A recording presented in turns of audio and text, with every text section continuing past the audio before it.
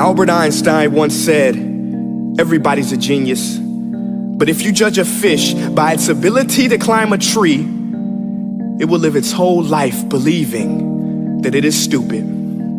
Ladies and gentlemen of the jury, today on trial we have modern day schooling. Glad you could come. Not only does he make fish climb trees, but also makes them climb down and do a 10-mile run. Tell me, school, are you proud of the things you've done?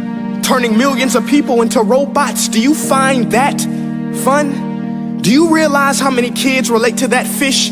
Swimming upstream in class, never finding their gifts, thinking they are stupid, believing they are useless? Well, the time has come, no more excuses. I call school to the stand and accuse him of killing creativity, individuality, and being intellectually abusive. He's an ancient institution that has outlived his usage. So, Your Honor, this concludes my opening statement, and if I may present the evidence of my case, I will prove it. Proceed. Exhibit A. Here's a modern day phone. Recognize it? Here's a phone from 150 years ago. Big difference, right? Stay with me. Here's a car from today, and here's a car from 150 years ago.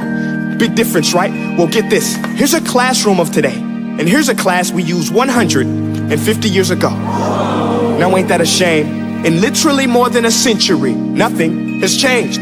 Yet you claim to prepare students for the future?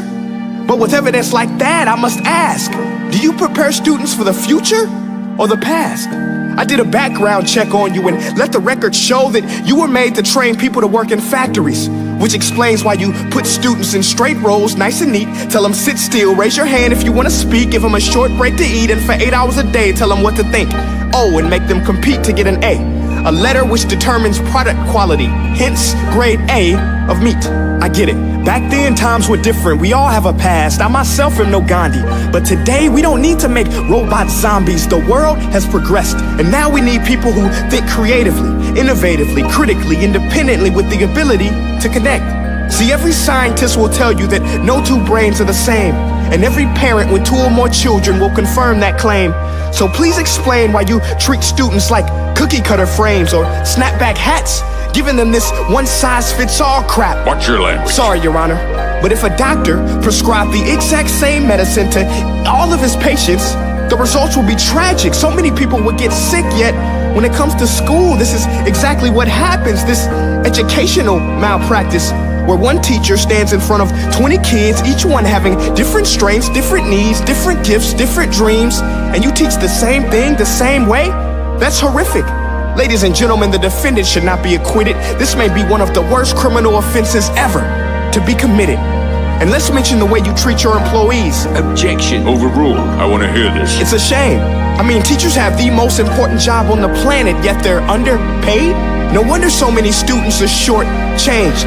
Let's be honest, teachers should earn just as much as doctors, because a doctor can do heart surgery and save the life of a kid, but a great teacher can reach the heart of that kid and allow him to truly live.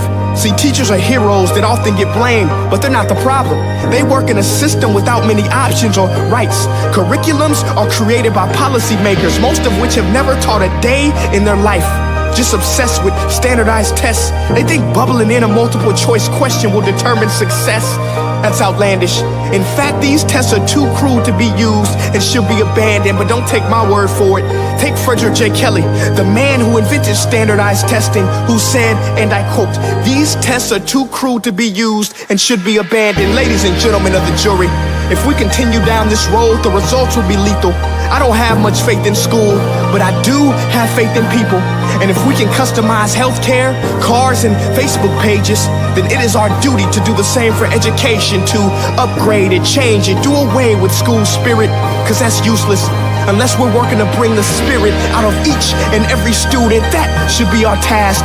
No more Common Core. Instead, let's reach the core of every heart in every class. Sure, math is important, but no more than art or dance. Let's give every gift an equal chance. I know this sounds like a dream, but countries like Finland are doing impressive things. They have shorter school days. Teachers make a decent wage. Homework is non-existent, and they focus on collaboration instead of competition. But here's the kicker, boys and girls. Their educational system outperforms every other country in the world.